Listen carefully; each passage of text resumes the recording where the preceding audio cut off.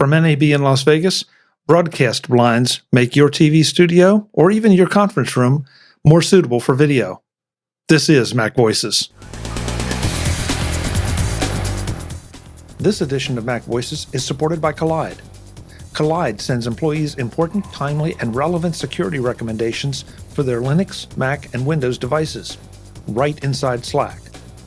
Meet compliance objectives in a remote-first world without resorting to rigid device management. Try Kolide for 14 days free.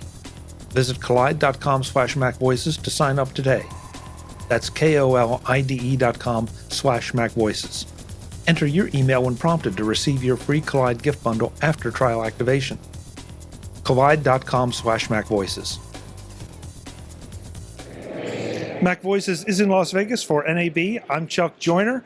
Folks, this was intriguing. Broadcast blinds. When I read about this, I thought this is something that every conference room should have, every person that does a Zoom or Teams call or whatever, because you've seen them, I've seen them too. People love to stand in front of windows. I don't know why, but they end up looking like they're in witness protection. This is Rick from Broadcast Blinds. He solves that problem. Rick, it's great to see you. Nice to meet you too. And it's nice to know that I'm part of anti-witness protection. Yeah, exactly. So tell me about Broadcast Blinds. So what we do is we control daylight coming into studios and conference rooms, and in order to make it possible for somebody to look like they're balanced well with the outside, even though the lighting's inside and they're inside. Some of it I think we're probably seeing behind us right now. Yeah, I know there's a green screen going, but there are also several different gels that are running as well. Right. At the show right now, we're showing an ND3 and an ND6. Those are one-stop and two-stop gels. But depending on where we're doing, we've done combinations that go up to, in total combination, 2 point something, using a combination of 1.2, 0.9s, and 0.6s, where it's a very bright scene, such as in Iraq. Okay, That's a fun place to go. Yeah, I didn't expect that one.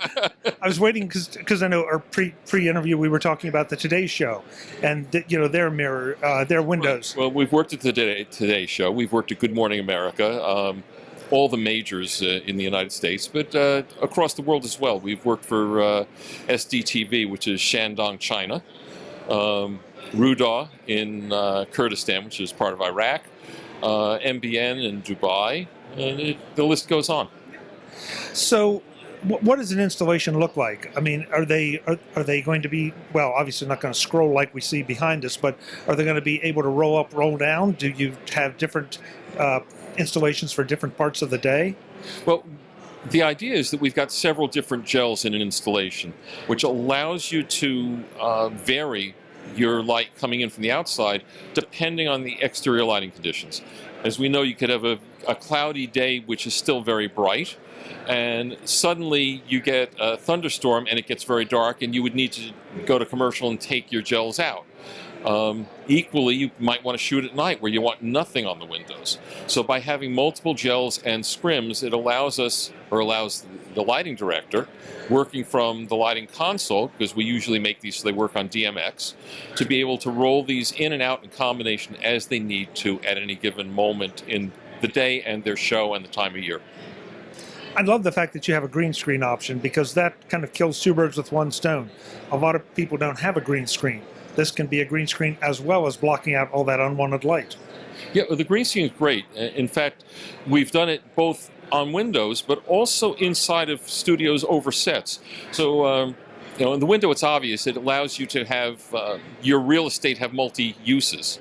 But over a set, if you want to be able to do some AR, it allows you to drop something down so you can do AR where your cameras are shooting anyway, you've lit for it, and just roll it in. So for instance, roll in the weather person, and then roll it back out when you move to your news.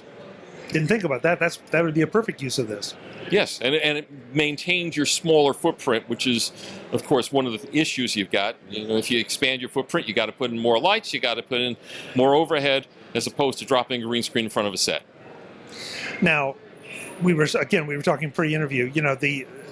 You work with the Today Show, you work with the major broadcast networks, but how about all of us who are now doing a lot more working from home, and executives who are working from home or working from conference rooms? Are you a solution for those issues as well? It's funny you mentioned that. We just did a beautiful CEO's office in Washington, D.C.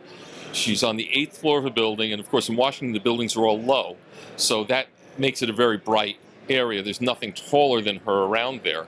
She's got windows on the south and the west sides of the building, and over there we've got scrims, ND6s, and blackouts. So in combination they can drop either 2 or 4 f-stops and still maintain the view of the buildings and the surroundings, and then the blackouts there if they want to really just black it out for any reason, or block out one side. So for instance, in the late afternoon you might want to block out the sun on the west side while still maintaining your shot on the south.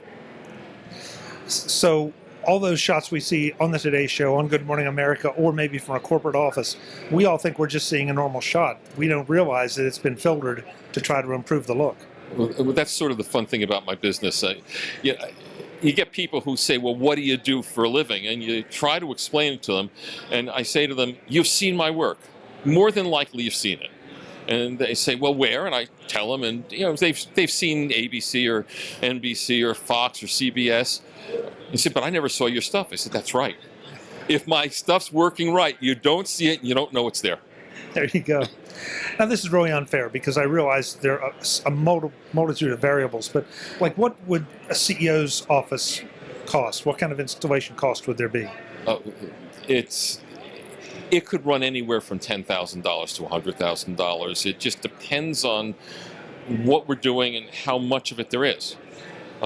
There's lots of complexities that go into the variations. So I told you it was an unfair question. I knew it when I asked you. Yeah, but it's not a $2,000 gig for that, so it's not something you just throw on a window in somebody's office typically. So, folks, you've seen his work. You just didn't know it until now. Thanks. What is the website where folks can learn more? www.broadcastblinds.com. Thank you so much for the time. Thanks, I appreciate it. Folks, we'll have more from NAB in Las Vegas. I'm Chuck Joyner. Thanks for watching.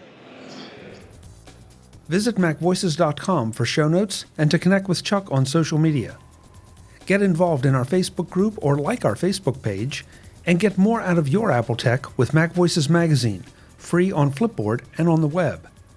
And if you find value in it all, consider supporting us through either our Patreon campaign at patreon.com/MacVoices or by making a one-time donation via the PayPal link on our front page and in the show notes of each episode.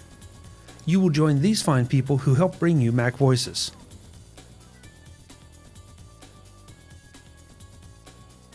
Advertising handled by Backbeat Media at backbeatmedia.com.